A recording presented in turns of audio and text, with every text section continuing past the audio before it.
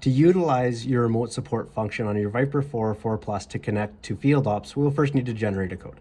To do that, we will have to make sure that our Viper monitor is connected to the internet. To do that, we can go into the bottom right with the gears, go into networking. By default, it will be disabled. We will change that to client, and a list of Wi-Fi networks near you will show up. You connect to the one that you wish.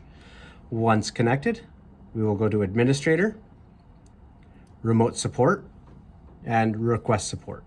Here it'll give you a liability warning. Just click yes, and there it'll spit out your service code for you.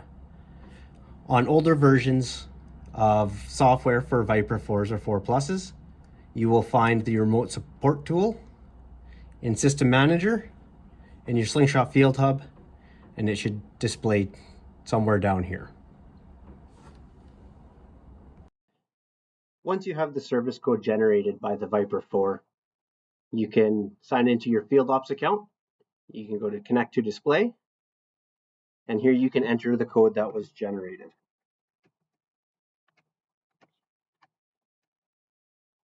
You can click Connect.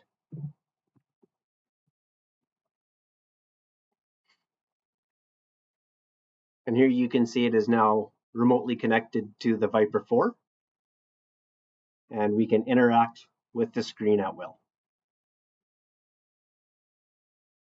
And that's how you connect to a Viper 4 through FieldOps.